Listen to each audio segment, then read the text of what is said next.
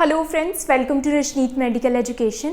इस लेक्चर में हम डिस्कस करेंगे water soluble vitamins. Last lecture में हमने फैट सोल्यूबल वाइटामिन्स को डिस्कस किया था। So let's start the video. So water soluble vitamins क्या होते हैं? सबसे पहले अगर वाइटामिन्स की बात करें तो वाइटामिन्स हमारी लाइफ के लिए इंपॉर्टेंट है, हमारे हेल्थ के लिए इंपॉर्टेंट है। इनसे हमें कुछ भी एनर्जी नहीं मिलती, लेकिन बहुत सारे जो इंपॉर्टेंट फंक्शंस हैं हमारी बॉडी में वो ये परफॉर्म करते हैं। सो वाइटामिन्स क्या है? Are essential organic compounds. ये ऑर्गेनिक कंपाउंड्स है, नेचुरली हमें फूड से मिलते हैं। That the body needs in small amounts to function properly. हमारी बॉडी को बिल्कुल थोड़े अमाउंट में ही चाहिए होते हैं, स्मॉल अमाउंट्स में। अनलाइक जैसे कि जो कार्बोहाइड्रेट्स, फैट्स, प्रोटीन ज़्यादा अमाउंट में चाहिए होते हैं, वाइटामिन्स थोड़े अमाउंट में चाहिए होते हैं। They play various roles from supporting the immune system. हमारी इम्यूनिटी को सपोर्ट करते हैं। To maintaining skin health, hair health, हमारी बॉडी की जितनी भी जो हेल्थ है उसमें ये इंपॉर्टेंट रोल परफॉर्म करते हैं। Ensuring proper cell functioning, cell की जो प्रॉपर फंक्शनिंग है, सेल का मेटाबॉलिज्म, इन सब के लिए बहुत ज़रूरी होते हैं। Vitamins do not yield energy, इससे हमें एनर्जी प्रोवाइड नहीं होती। अब इसकी क्लासिफिकेशन पढ़ते हैं। तो वाइटामिन्स वैसे दो टाइप के होते हैं बेस्ड ऑन सोल्यूबिलिटी पर दो टाइप के कौन से आते हैं? एक आते हैं फैट सोल्यूबल, दूसरा आता है वाटर सोल्यूबल। फैट सोल्यूबल जिनको एब्जॉर्प्शन के लिए फैट्स की ज़रूरत होती है, जो कि हमने प्रीवियस लेक्चर में डिस्कस किया था, जैसे कि vitamin A, D, E and के। सो 4 फैट सोल्यूबल वाइटामिन्स हैं। बाकी जो सारे हैं वो क्या है? Water soluble. तो उसमें क्या आता है? Vitamin B complex and vitamin C. अब जो वाटर सोल्यूबल वाइटामिन्स है, वाटर सोल्यूबल को क्या है? फैट्स की ज़रूरत नहीं है एब्जॉर्प्शन के लिए। ये एज इट इज़ हमारी बॉडी में एब्जॉर्ब हो जाते हैं, ब्लड स्ट्रीम में एब्जॉर्ब हो जाते हैं। तो ये वाटर सोल्यूबल है, इसलिए ये यूरिन के थ्रू हमारी बॉडी से जल्दी जल्दी एक्सक्रीट आउट भी होते रहते हैं। जबकि जो फैट सोल्यूबल होते हैं वो हमारी बॉडी में स्टोर हो जाते हैं फैट्स में, जैसे कि एडिपोज टिश्यू में, लीवर में। लेकिन water soluble vitamins as such हमारी बॉडी में ज़्यादा टाइम तक स्टोर नहीं रहते। स्वेट के थ्रू, यूरिन के थ्रू ये हमारी बॉडी से एक्सक्रीट आउट होते रहते हैं। इसलिए हमको जल्दी जल्दी फूड से भी चाहिए होते हैं वाटर सोल्यूबल वाइटामिन्स।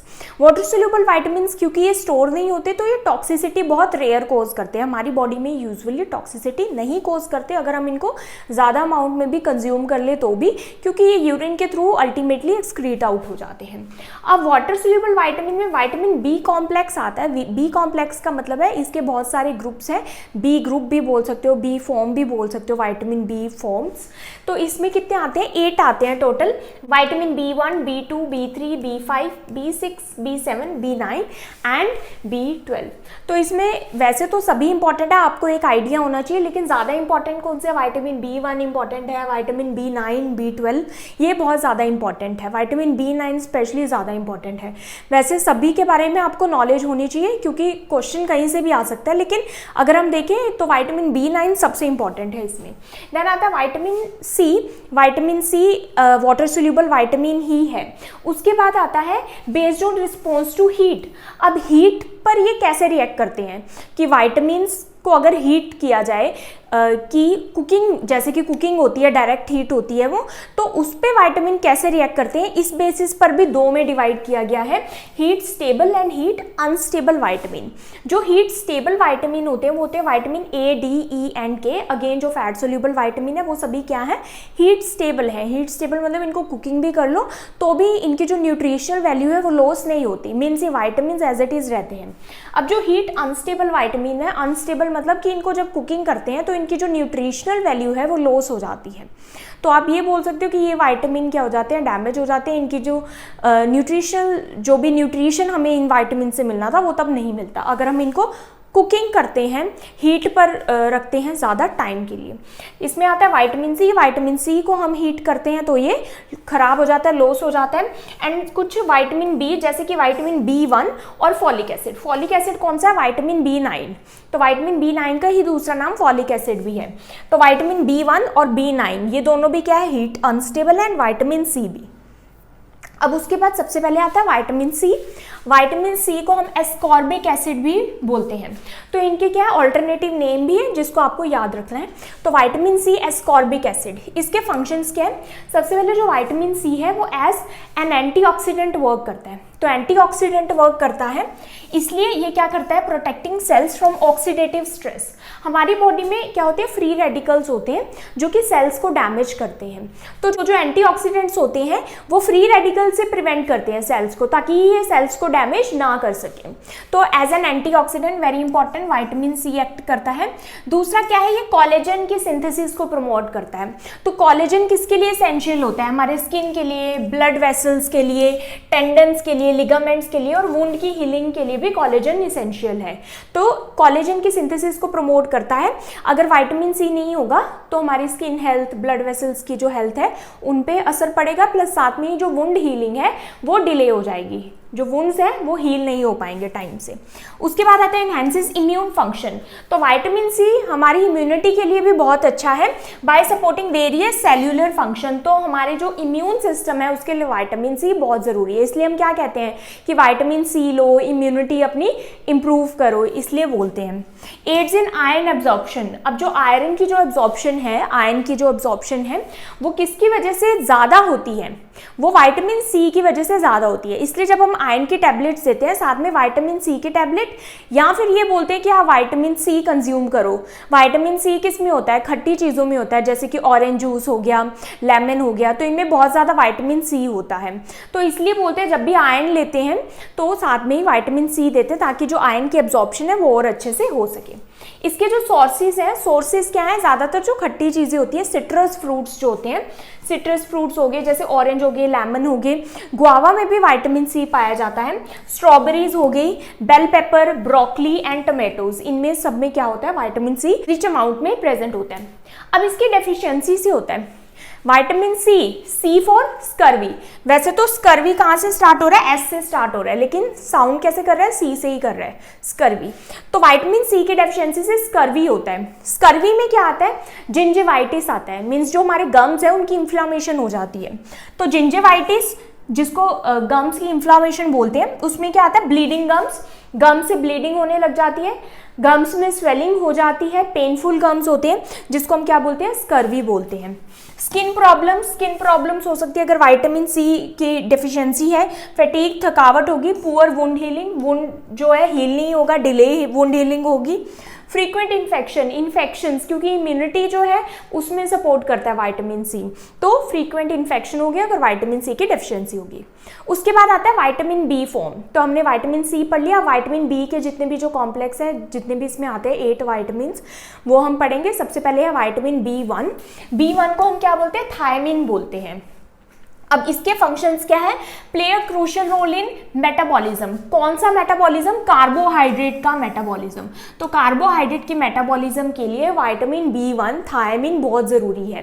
अब ये कैसे कार्बोहाइड्रेट का मेटाबॉलिज्म करता है, जो पायरुविक एसिड बनता है उसको क्रेब्स साइकिल में एंटर करवाता है, क्योंकि जब तक पायरुविक एसिड क्रेब्स साइकिल में एंटर नहीं होगा तब तक एनर्जी नहीं मिलेगी, ATP नहीं प्रोड्यूस होगी, तो helping convert nutrient into energy.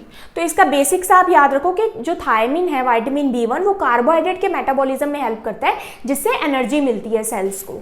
उसके बाद आता है essential for nerve function. Nerves के फंक्शन के लिए विटामिन B1 बहुत ज़रूरी है हमारे नर्वस सिस्टम के लिए, और उसमें भी स्पेशली जो नर्व्स हैं। उसके बाद आता है सिंथेसिस ऑफ न्यूरोट्रांसमीटर्स के सिंथेसिस के लिए इंपॉर्टेंट है। इसके सोर्सेज क्या है, होल ग्रेन्स में ये पाया जाता है, जैसे कि होल ब्रेड होता है, होल व्हीट होता है, तो ये होल ग्रेन्स में पाया जाता है। लेग्यूम्स में पाया जाता है, जैसे कि जो दालें हो गई, चिकपीस हो गए, पीस हो गए, बीन्स हो गए, नट्स में, पोर्क में, एंड फोर्टिफाइड सीरियल्स क्या होते हैं, सीरियल्स ऐसे सीरियल्स जिसमें इंक्लूड किया गया है, फोर्टिफाइड मीन्स ऐड किया गया है विटामिन B1, उसको बोलते हैं fortified. Milk is an important source of thiamine for infant. तो इन्फेंट क्या है, मदर पर डिपेंड है न्यूट्रिशन के लिए, तो जो मदर का जो मिल्क है, अगर मदर को डेफिशिएंसी नहीं है तो विटामिन B1 की, तो मिल्क में क्या होता है, विटामिन B1 होगा, जो कि इन्फेंट जिससे न्यूट्रिशन लेगा। इसलिए ज़रूरी है कि मदर को विटामिन B1 की डेफिशिएंसी ना हो, नहीं तो इन्फेंट को भी हो जाएगी। इसकी डेफिशिएंसी से क्या होता है, तो विटामिन बी की डेफिशिएंसी से हम सुनते आए हैं कि बेरी होता है, लेकिन कौन सा पर्टिकुलर विटामिन B1 की डेफिशिएंसी से क्या होता है, बेरी होता है। अब beri B1 B for beri, so लेकिन याद क्या रखना है कि B1 की डेफिशिएंसी से होता है। इसमें जो कॉमन साइन एंड सिम्टम्स वो क्या आते हैं, लॉस ऑफ एपेटाइट, भूख नहीं लगती, काफ टेंडरनेस, जो काफ होते हैं काफ मसल वहाँ पे पेन रहता है, स्वेलिंग रहती है, कॉन्स्टिपेशन और फटीग, थकावट रहती है। अब जो बेरी है वो 3 फॉर्म में एग्जिस्ट करती है, एक होता है ड्राई बेरी, दूसरा वेट बेरी और तीसरा इन्फेंटाइल बेरी। जो ड्राई बेरी है उसका दूसरा नाम क्या है, पेरिफेरल न्यूराइटिस। पेरिफेरल न्यूराइटिस, जो हमारे पेरिफ्रीज की जो नर्व्स हैं उनमें इंफ्लामेशन होना, दैट इज न्यूराइटिस। तो नर्व्स डैमेज होना, क्योंकि ये हमारे नर्व की फंक्शनिंग के लिए इंपॉर्टेंट है। तो ड्राई बेरी को पेरिफेरल न्यूराइटिस भी कहते हैं। तो इसमें क्या आता है, it is characterised by nerve involvement. तो इसमें नर्व्स की इन्वॉल्वमेंट होती है, नर्व में डैमेज आएगा पेरिफ्रीज में, तो नंबनेस, टिंगलिंग सेंसेशन होगी पेरिफेरल नर्व्स में। देन उसके बाद आता है वेट बेरी, जिसको कार्डियक बेरी भी कहते हैं। कार्डियक बेरी इसलिए कहते हैं क्योंकि इसमें किसकी इन्वॉल्वमेंट होती है, इसमें हार्ट की इन्वॉल्वमेंट होती है। तो हार्ट इसमें इन्वॉल्व होता है वेट बेरी में। क्योंकि इसमें हार्ट इन्वॉल्व होता है तो इसमें क्या क्या आता है, जैसे कि congestive heart failure, tachycardia, heart का साइज एंड लार्ज हो जाना, और इसमें क्या होता है, वेरी इंपॉर्टेंट, एडीमा। तो हमारी बॉडी में क्या हो जाएगा, इसमें वेट बेरी में peripheral oedema. Peripheral oedema means हमारी जो पेरिफ्रीज है वहाँ पर फ्लूइड की एक्यूमुलेशन हो जाएगी, जिसको हम क्या बोलते हैं, वेट बेरी। वो इसलिए होता है क्योंकि हार्ट इन्वॉल्व है इसलिए फ्लूइड रिटेंशन पेरिफेरल एडीमा होता है, और इसीलिए इसको वेट बेरी भी बोलते हैं क्योंकि इसमें एडीमा होता है, इसलिए वेट बोलते हैं। जबकि जो दूसरी है वो क्या है, ड्राई है, क्योंकि उसमें एडीमा नहीं होता। तीसरा आता है इन्फेंटाइल बेरी। इन्फेंटाइल किस में होता है, इन्फेंट्स में होता है, 2 to 4 months ऑफ एज, जो 2 से 4 महीने का बच्चा है उसमें ये कॉमन होता है। यूजुअली इसलिए होता है ये इन्फेंटाइल बेरी क्योंकि अगर मदर को डेफिशिएंसी है विटामिन B1 की, तो मदर बेबी जो है वो किस पर डिपेंड है, मिल्क पर डिपेंड है, तो उसको भी हो जाएगी। Next is deficiency of vitamin B1 से एक और इंपॉर्टेंट कंडीशन होती है जिसको हम क्या बोलते हैं, वर्निक्स एन्सेफेलोपैथी या फिर कॉर्सैकॉफ सिंड्रोम बोलते हैं। वर्निक्स एन्सेफेलोपैथी क्या है, ये जो नर्व्स की हेल्थ के लिए इंपॉर्टेंट है, विटामिन B1 हमने पढ़ा है, प्लस ये न्यूरोट्रांसमीटर्स की सिंथेसिस करता है। अभी हमने यहाँ पर क्या डिस्कस किया था कि सिंथेसिस ऑफ न्यूरोट्रांसमीटर और नर्व फंक्शन के लिए ये इंपॉर्टेंट है। तो जो क्रॉनिक एल्कोहलिक पेशेंट होते हैं जो बहुत ज़्यादा अल्कोहल कंज्यूम करते हैं, तो अल्कोहल क्या करता है, विटामिन B1 के एब्जॉर्प्शन में इंटरफेयर करता है, जिससे जो क्रॉनिक अल्कोहलिक पेशेंट्स हैं उनमें क्या होता है कि विटामिन B1 की बहुत ज़्यादा डेफिशिएंसी हो जाती है, तो उनमें ये ज़्यादातर ये डिसीज़ कंडीशन देखने को मिलती है। तो ये क्या है, डिजेनरेटिव ब्रेन डिसीज़ है। इसमें जो माइलिन शीथ होती है उसकी डिजेनरेशन हो जाती है, जो नर्व्स के अराउंड माइलिन शीथ होती है उसकी डिजेनरेशन हो जाती है। माइलिन शीथ किसके लिए इंपॉर्टेंट है, नर्व की कंडक्शन के लिए इंपॉर्टेंट है। जो एक न्यूरॉन से दूसरे न्यूरॉन्स में जो सिग्नल जाने होते हैं उसके लिए बहुत इंपॉर्टेंट होते हैं।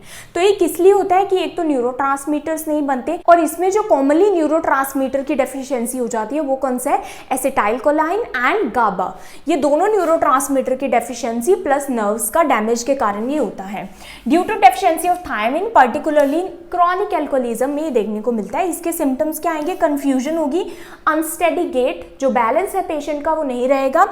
ऑफ्थेल्मोप्लेजिया क्या होता है कि जो आई की जो मसल्स होती हैं उनमें पैरालिसिस हो जाता है। तो paralysis of eye muscles leading to nystagmus. Nystagmus means involuntary eye movement होगी, डबल विजन होगी, डबल दिखाई देगा, डिप्लोपिया जिसको कहते हैं। प्टोसिस क्या होता है कि जो आईलिड्स है वो गिरी हुई रहेंगी, ड्रूपिंग आईलिड्स। उसके बाद आता है विटामिन B2। विटामिन B2 को हम क्या बोलते हैं, राइबोफ्लेविन बोलते हैं। इसके फंक्शंस क्या है, सपोर्ट्स एनर्जी प्रोडक्शन। ये भी क्या करता है, मेटाबॉलिज्म में हेल्प करता है, कार्बोहाइड्रेट, फैट्स एंड प्रोटीन्स की मेटाबॉलिज्म में। दूसरा जो हमने विटामिन B1 पढ़ा वो किसकी मेटाबॉलिज्म में हेल्प करता है, कार्बोहाइड्रेट्स की। तो एक बात ये भी है कि विटामिन B1 में भी जो हमने डिसीज कंडीशन पढ़ी, चाहे वो बेरी है, हमने बेरी यहाँ पर डिस्कस किया था, या फिर वर्निक्स एन्सेफेलोपैथी भी है, ठीक है। तो ये सारी अगर थायमिन नहीं होगा तो क्या होगा कि जो कार्बोहाइड्रेट्स का जो मेटाबॉलिज्म होना है और जो एनर्जी प्रोड्यूस होनी है वो नहीं होएगी। अगर एनर्जी नहीं प्रोड्यूस होगी तो एनर्जी हमारे नर्व्स टिश्यू को नहीं मिलेगी, हमारे हार्ट के टिश्यूज़ को नहीं मिलेगी, जिसके कारण ये सारी कंडीशंस हो रही हैं। सो विटामिन B2 अगेन ये भी फैट्स, प्रोटीन्स, कार्बोहाइड्रेट्स के मेटाबॉलिज्म में हेल्प करता है। Important for skin health. Skin health और आई फंक्शन और रेड ब्लड सेल की प्रोडक्शन के लिए ये इंपॉर्टेंट है। सोर्सेज इसके क्या है, मिल्क है, एग्स है, ग्रीन लीफी वेजिटेबल जो मीट लीवर होता है, या फिर फोर्टिफाइड सीरियल्स। फोर्टिफाइड जहाँ भी आता है उनमें क्या है, ये चीज़ें ऐड की जाती हैं, जैसे कि विटामिन B2 ऐड किया गया तो फोर्टिफाइड सीरियल्स में जिनमें विटामिन B2 ऐड किया होगा। अब इसकी डेफिशिएंसी से क्या होता है, इसकी डेफिशिएंसी से एक कंडीशन होती है एरिबोफ्लेविनोसिस। एरिबोफ्लेविनोसिस में क्या होता है, एंगुलर स्टोमेटाइटिस। स्टोमेटाइटिस क्या होता है, जो हमारा ओरल म्यूकोसा है उसकी इन्फ्लामेशन होना, उसके कारण क्या होता है, inflammation of oral mucosa.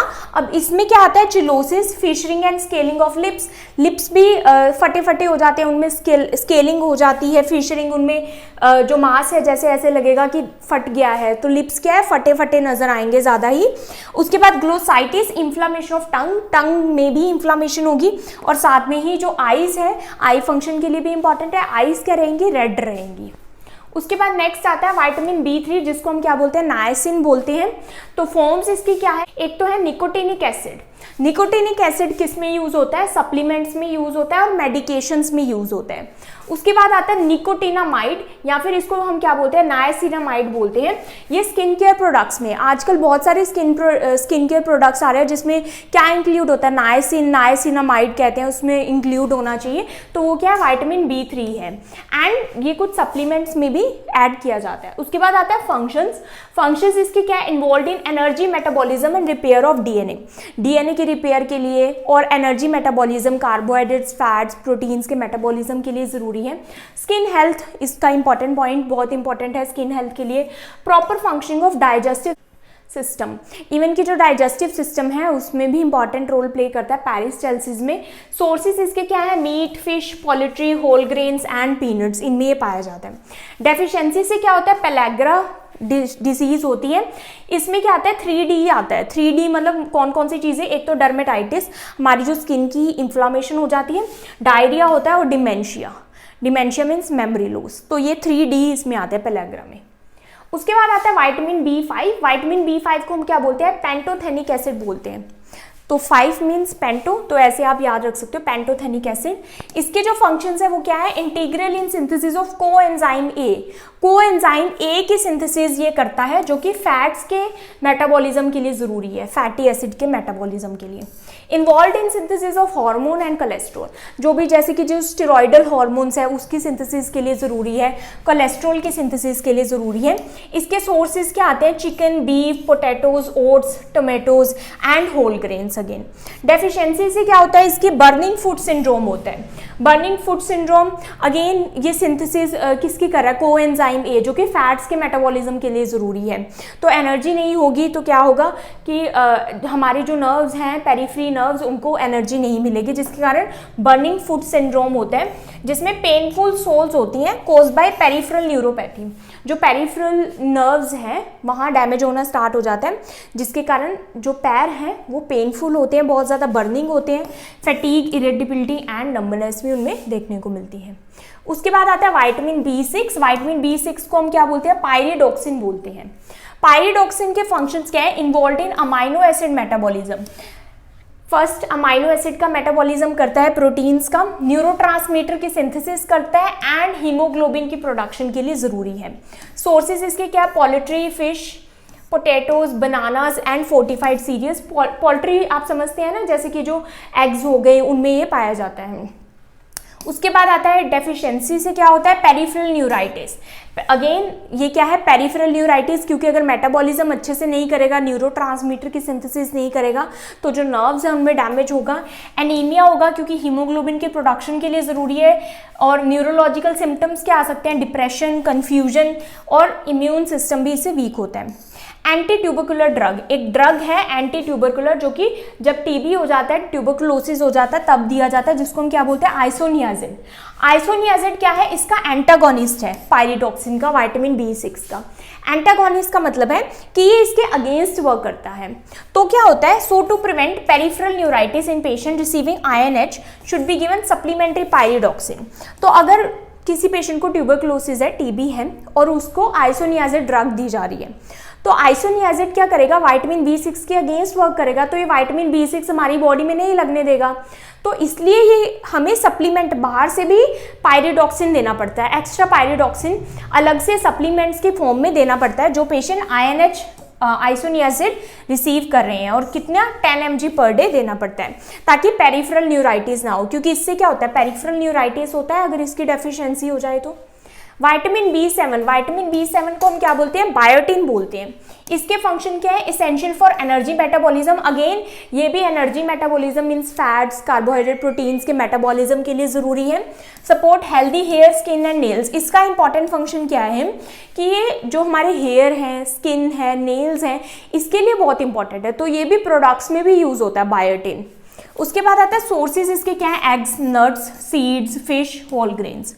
Deficiency से क्या होता है, हेयर लॉस होता है क्योंकि ये हेयर की हेल्थ के लिए अच्छा है, स्किन रैश होते हैं, स्किन की हेल्थ के लिए अच्छा है, न्यूरोलॉजिकल इश्यूज भी हो सकते हैं। उसके बाद आता है विटामिन B9, ये इंपॉर्टेंट है विटामिन B9, इसको हम क्या बोलते हैं, फोलेट या फिर फॉलिक एसिड भी बोलते हैं। तो फोलेट क्या है, फोलेट इसकी नेचुरल फॉर्म है जो हमें फूड से मिलती है।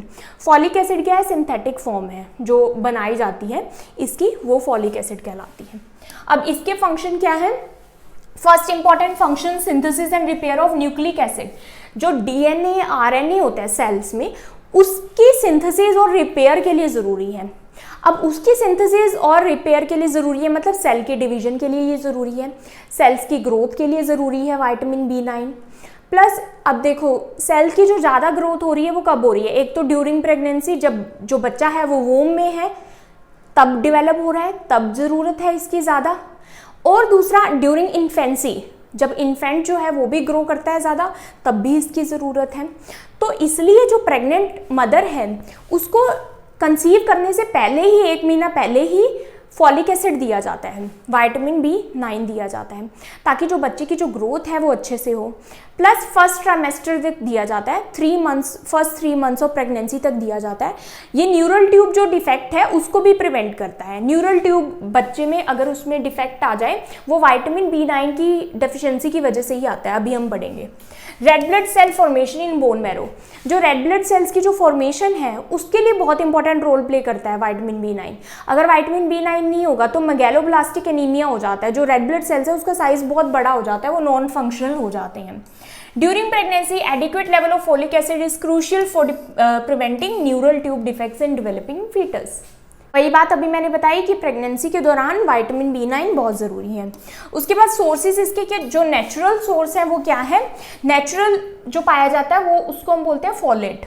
Green leafy vegetable, fruits, eggs, meat, milk, beans and nuts. Fortified foods मतलब जिसमें ऐड किया गया है उसको हम तब क्या क्या बोलेंगे, folic acid. Enrich breads and cereals, जो भी ब्रेड्स हो गए, सीरियल्स हो गए जिसमें ऐड किया गया है, पास्ता, राइस, फोर्टिफाइड जूसेस, इन सब में क्या किया जाता है, जो विटामिन B9 है ऐड किया जाता है।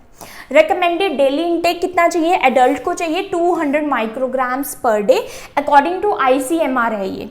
प्रेग्नेंट वुमेन को कितना चाहिए, 500 microgram per day, lactating women को 300 माइक्रोग्राम पर डे। अब इसकी डेफिशिएंसी से क्या होता है, मेगैलोब्लास्टिक एनीमिया होता है। फर्स्ट मैंने बताया कि जो रेड ब्लड सेल्स है उसकी फॉर्मेशन के लिए इंपॉर्टेंट है, तो उनका साइज एनलार्ज हो जाता है।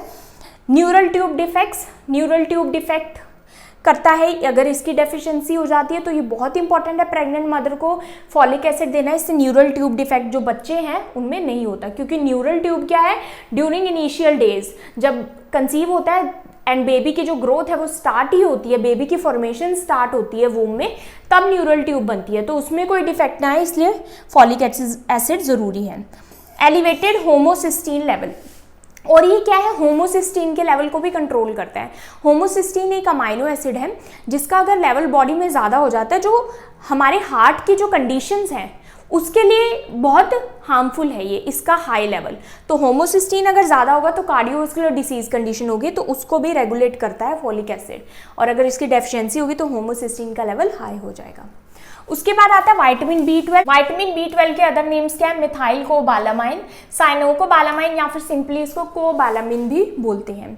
इसके फंक्शंस क्या है? फॉलिक एसिड जैसा ही है। Vitamin B12 is essential for DNA, RNA and blood cell synthesis.